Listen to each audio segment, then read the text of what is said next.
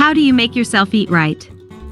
2 ideas to help you motivate yourself to eat right. What keeps us from taking the plunge and switching to a healthy diet? One of the main arguments is that it's expensive. Yes, potatoes are 10 times cheaper than avocados, but the food basket on a healthy diet can also be filled with budget foods if only we had the desire. That's what it's all about. Where to look for motivation to change your lifestyle. In fact, you can eat right and inexpensive, or you can eat first-class expensive junk food. I think the primary thing here is not the cost of the menu, but the way of thinking that moves a person during the choice of food and cooking, the culture of food in general, habits in the family. This depends entirely on the mind. If you watch TV, then you constantly see ads for cookies, cereal with the words fitness, which is a marketing ploy. They are not fitness, of course, if the cereal contains sugar, all kinds of instant porridge, alcohol, beer, etc.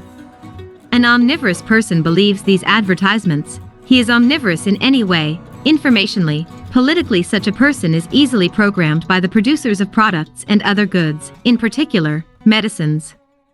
And this is the ideal consumer. What you tell him to buy, he will buy. What you tell him to eat, he will eat.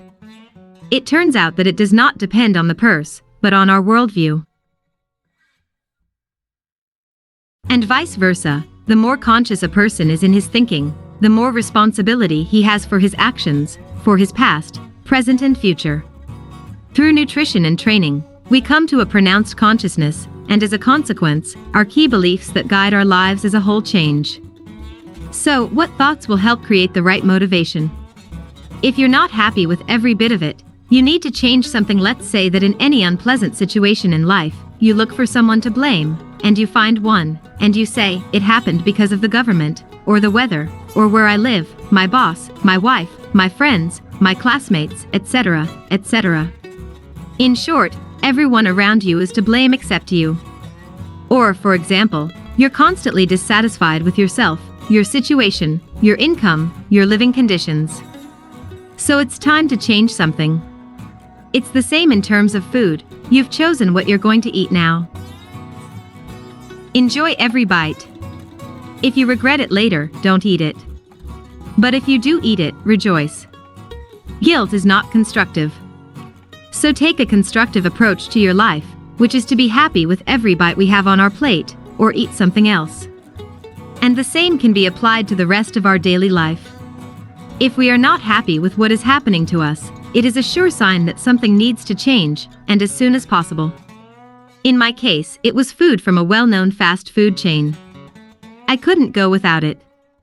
I scolded myself, but I kept eating. The roots of this go back to my childhood.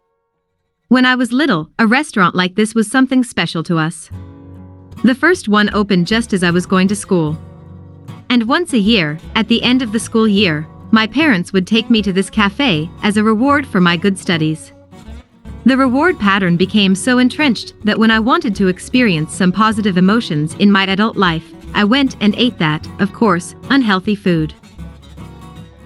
It took me a long time to realize it, and when I did, I realized that fast food was no longer a reward, but a punishment, that it made me sick, that I didn't want to eat for half a day, that my stomach was full of food.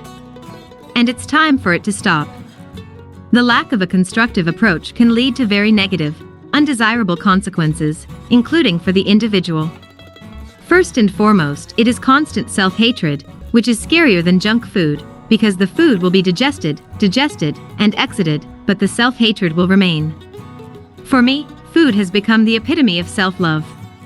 If you love yourself, you feed yourself the best food your purse allows. You don't kill yourself with alcohol, smoking, drugs. Look 20 years ahead. Do you like everything? I see a lot of old people, decrepit, sick, obese, who barely move, who do not live, but eke out an existence. It's very painful to look at them. Yes, the body is corrupt, but by keeping yourself and your health in good condition, even in old age you can be awake, mobile, useful to your grandchildren, and not a burden to them. For me, this comes first, not external beauty, not weight loss for the sake of secondary benefits, but health, longevity, and benefit for posterity. When I think of myself as a smoker, I cringe. Every day I wanted to quit, but every time I went, bought a new pack and smoked. People are weak, and a cigarette is like a girlfriend. You feel lonely, untethered, went out to smoke, and there is a feeling that you have done something meaningful, that life is not meaningless. But this is self-deception. One day 11 years ago, I went on vacation, and my favorite cigarettes were missing from the duty-free shop. I decided that this was a good sign. It was time to quit. And I never smoked again. Moreover, 6 months later I got pregnant, and the possibility of smoking disappeared by itself.